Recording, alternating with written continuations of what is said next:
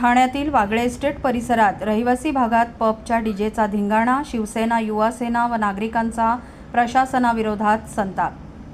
ठाण्यातील वागळे एस्टेट परिसरातील फ्रँकिंग 9 इमारतीच्या टेरेसवरील एस्को पब, सेंट्रल पार्क येथील स्पॉटलाइट पब आणि नेक्स्ट लेवल पब यांच्याकडून होणाऱ्या प्रचंड ध्वनी प्रदूषणामुळे महाराष्ट्र नगर, गोल्डन सिल्वर पार्क, डिसोजावाडी आणि पडवळनगर येथील नागरिक त्रस्त झाले आहेत।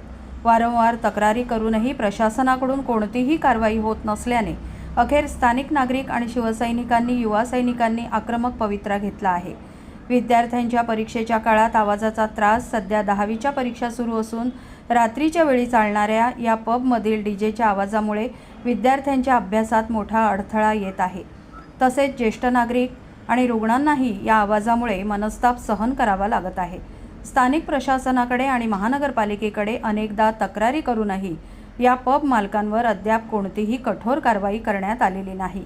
लोकप्रतिनिधींच्या मार्गदर्शनाखाली आक्रोश या गंभीर समस्येची दखल घेत माजी आमदार रवींद्र फाटक, स्थानिक नगरसेविका जयश्रीताई फाटक आणि नगरसेवक दीपक वेतकर यांच्या मार्गदर्शनाखाली युवा सेना समन्वयक भूषण मंगेश कांबळी, समाजसेवक सिल्वेस्टर डिसोजा, शाखा प्रमुख सतीश वारांग, राजेश भुते, शिवभक्त जिगर भानुशाली आणि मोठ्या संख्येने स्थानिक नागरिकांनी एकत्र येत आपला रोष व्यक्त केला।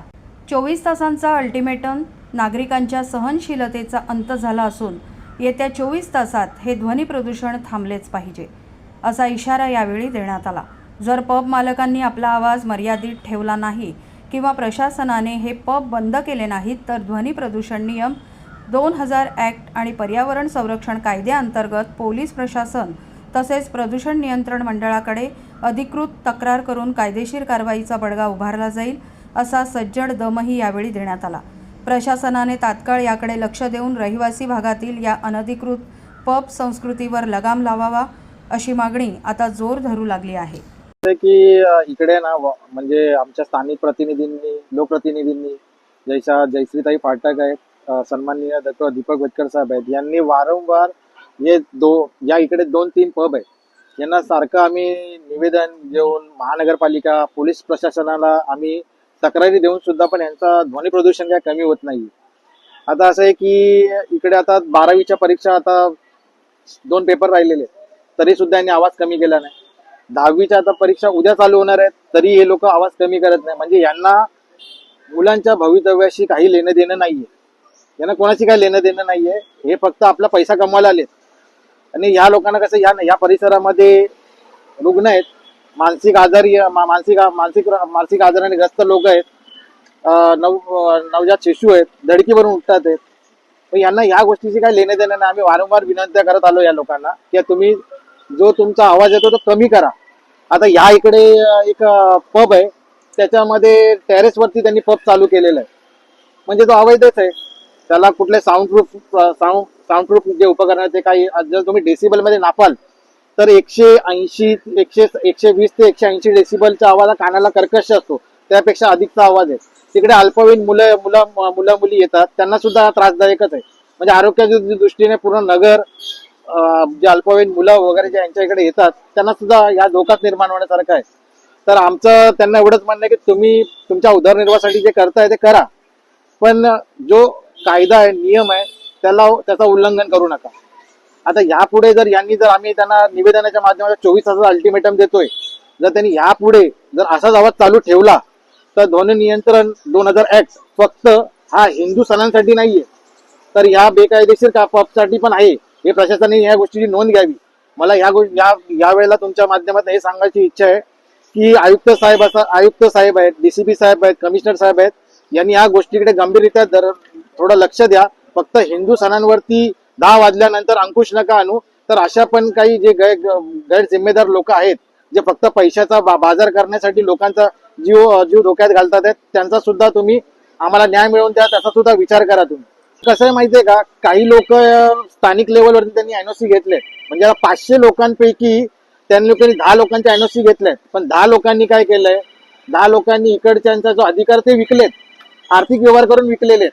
आता काय पोलीस प्रशासन का लक्ष देत नाही, महानगरपालिका का लक्ष देत नाही, फक्त ते जे आपले हिंदू जे सण आहेत त्यांच्यावरती का लक्ष देतात? खरं तर त्याचा जबाब तुम्ही त्यांना विचारा।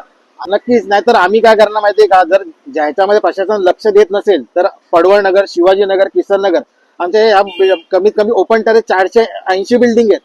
म्हणजे 480 ठिकाणी आम्ही रविवारचं एक दिवसाचा परमिट घेऊन आम्ही सुद्धा पब चालू करतो. मग आणि ज्या पद्धतीने ही लोक यांना मॅनेज करतात ना ही लोक प्रशासनाला, तसं आम्ही पण करतो ना. मग होऊ द्या, सर्वीकडे पैसाच पैसा आहे. प्रत्येक टेरेसवरती पब खुलेल, प्रत्येक टेरेसवरती दारूचे पार्ट्या होतील आणि व्यवसाय चांगला होईल आमचा सुद्धा आणि सगळ्यांना रोजगार सुद्धा लाभेल ना. तर आम्ही संविधानिक मार्गानेच जाणार आहे. आम्ही आयुक्त साहेबांना भेट घेणार, डीसीपी साहेबांना, कमिशनर साहेबांकडे भेट देणार. त्याच्यानंतर पर्यावरण संरक्षण अंतर्गत पोलीस प्रशासनाकडे आम्ही त्याच्याबद्दल तक्रार नोंदवणार आहे. या संबंधित मला एवढंच सांगायचं आहे की जेव्हा हे लाईव्ह रेस्टॉरंट सुरू झालं, कदाचित 1-1.5 वर्ष झालं असेल, आणि त्याच्या 1 हप्ता 10 दिवसामध्येच मी, माझा मुलगा आणि आणखी इकडचे स्थानिक लोक त्यांच्या ओनरला भेटलो आणि आम्हाला माहिती होतं की हे पुढे खूपच त्रासदायक होणार आहे. तर आम्ही सुरुवातीलाच त्यांना भेटलो आणि सांगितलं की जे लाईव्ह म्युझिक असते, ते अँकरिंग असतं, डीजे असतं, त्याच्यामुळे भयंकर आवाज येतो. फक्त डिसुजावाडी परिसरात नाही तर समोर गोल्डन पार्क मध्येही आणि काही वंशात इकडे सुद्धा पडवळ नगरचा काही भागामध्ये. आणि नंतर ते बोलले की आम्हाला आश्वासन दिलं की आम्ही शक्यतो आवाज कमी ठेवूया, पण त्याचं काय विपरीतच झालेलं आहे, उलटच झालेलं आहे. आवाज दिवसेंदिवस वाढत चाललेला आणि स्पेशली वीकेंड्स मध्ये आणि कधी कधी दिवसाढवळेही ते त्यांचा कार्यक्रम जशी बुकिंग असते तसं ते आवाज येतच राहतो.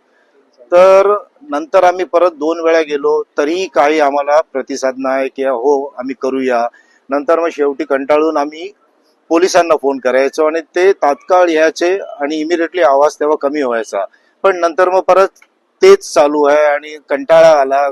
आता मी सुद्धा बघायला गेलं तर मी सिनियर सिटीजन आहे आणि आम्हाला मी शाळेचा व्यवस्थापक आहे आणि आम्हाला रात्रीची झोप आम्हाला खूप गरजेची आहे. आणि फक्त आम्हाला नाही, लहान मुलं आहेत, आजारी माणसं आहेत, वयस्कर लोक आहेत, त्यांचा हे लोकांना काहीच पडलेलं नाही आणि काहीच तो विचार करत नाही. म्हणून आम्हाला नंतर मग भूषण कांबळे बोला, जिगर बोला आणि वाडीतले आम्ही सगळे एकत्र आलो आणि काहीतरी ह्याचा आम्हाला पाठपुरावा करावा लागेल. कारण बाजूला आणखी एक टावर होतोय, तोही 24-25 माळ्याचा होतोय आणि पुढे तिथे सुद्धा असंच टेरेसचा भाग ते लोक हॉटेलला, रेस्टॉरंटला देतील आणि मग तेच तमाशा चालू राहील. म्हणून आम्ही बोललो की it is better late than never. आणि आता आम्ही याच्याबद्दल आम्ही व्यवस्थित पाठपुरावा करणार आणि एकंदरीत सगळ्यांचा आम्हाला एकदम पॉझिटिव्ह सपोर्ट आहे. अक्षरशः प्रशासन गांभीर्याने लक्ष देत नाही. किंवा आता इथे आमच्या वाडीत नवरात्री असेल किंवा होली वीक म्हणजे गुड फ्रायडे, सॅटर्डे किंवा क्रिसमसचं तर आता आम्ही पूजा चर्चमध्येच ठेवतो आणि बाहेर आम्ही स्क्रीन लावतो आणि 10-10:30 वाजले की संबंधित अधिकारी येतात आणि आम्हाला एक सिग्नल देतात. पण हेच तुम्ही आता बोलले की रात्री 3 काय, 3:30 काय, 1 काय, 2 काय, आणि त्यातल्या त्यात त्यांचा जो पार्किंगचा एरिया आहे 2nd और 3rd फ्लोर आमच्या जेम्स हाऊस बिल्डिंगच्या एकदम समोर आहे. मग नंतर तिकडे काय तमाशा होतो ते आमचे लोक यांची फेसिंग त्या बिल्डिंगच्या समोर आहे. शिवीगाळ काय होते, मस्ती काय होतो, झगडा काय होतो तुम्ही विचारूच नका. खूप त्रासदायक आहे आणि प्रशासनाने खरोखर गांभीर्याने लक्ष देणं अति आवश्यक आहे. धर्मवीर आनंद कोऑपरेटिव्ह सोसायटी याचं मी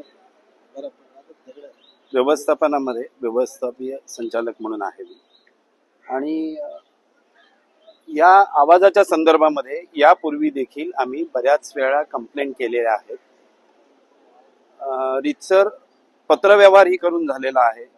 पोलीस स्टेशनला सुद्धा यांच्या बाबतीतलं आवाजाचा त्रास हा सर्वसामान्य माणसांना, मुलांना, वृद्धांना सगळ्यांना होत आहे याची आम्ही त्यांना जाणीव करून दिलेली आहे. पण कुठल्याही पद्धतीचं कुठल्याही परिस्थितीमध्ये त्यांनी तसा काही बदल केलेला नाही. गेले 3-4 वर्ष हा सतत आणि सातत्यानं हा त्रास होतोय. त्यामुळं हा सगळ्या लोकांचा त्याच्यामुळं उद्वेग व्हायला लागला. मुलांना त्रास होतोय, मुलं शिक्षणात आहेत, 11वी 10वी आणि 12वीची परीक्षा चालू आहेत. अशा परिस्थितीमध्ये आवाजाचा त्रास होणं आणि त्यांच्या शिक्षणावर परिणाम होणं ही मोठी खेदाची गोष्ट आहे. आम्ही यापूर्वी इथल्या व्यवस्थापनाला जे हे सेंट्रम बिल्डिंग आहे इथल्या जे पब चालवतात त्यांना प्रत्यक्ष अप्रत्यक्ष आमचे जे प्रतिनिधी आहेत, आमचे नगरसेवक आहेत, या सगळ्यांच्या संमतीनं आम्ही त्यांना तशा प्रकारच्या सूचना लेटर्स दिलेल्या आहेत, पण कुठल्याही प्रकारची कायदेशीर कारवाई म्हणण्यापेक्षा त्याच्यात नियंत्रण आणलेलं नाही. त्यामुळं रहिवाशांना आणि रुग्णांना आता बहुत सारी पुष्कळ अशी माणसं 80च्या उंबरठ्यावर आहेत. त्यांना हार्टबीट जेव्हा मोठ्या प्रकारचा आवाज येतो तेव्हा हार्टबीटवर परिणाम होतो आणि त्यांना हॉस्पिटलाइज करावं लागतं अचानक. तर ह्या परिस्थितीमध्ये त्यांनी जो त्यांचं आवाजाचं लिमिट आहे ते त्यांनी बंधनकारक करावं आणि त्याच पद्धतीनं तेवढा आवाज ठेवावा. रहिवाशांना त्रास होणार नाही याची काळजी घ्यावी अशी आम्ही नम्र विनंती करतोय. आता या दोघांनी सांगितल्याप्रमाणे आम्हाला ह्या आवाजाचा खूप त्रास होतो. एरियामध्ये, चाळीमध्ये, बिल्डिंगमध्ये भरपूर जण वयस्कर आहेत, लहान मुलं आहेत. तर आमचं फक्त एवढंच म्हणणं आहे की हा आवाज कमी करावा. त्यांनी 10च्या पुढे वाजवू नये, 10च्या आत हे करायचं. आणि कसं दारू वगैरे पिऊन येणारे सुद्धा इथे रोडला वगैरे त्यांचा सुद्धा त्रास होतो. ते शिवायगाळी करतात, त्यांचा तो सुद्धा त्रास होतो. कारण इथून आमच्या इथून सगळेजण शतपावली करायला, जेवल्याच्या नंतर शतपावली करायला जातात वयस्कर लोक, त्यांना सुद्धा त्याचा त्रास होतो. तर आमचं एवढंच म्हणणं आहे की त्यांनी तो आवाज कमी करावा. 3-3:30 वाजेपर्यंत आवाज असतो, त्यांनी 10च्या नंतर आवाजाचं प्रमाण कमी करावं, एवढंच आमचं म्हणणं आहे.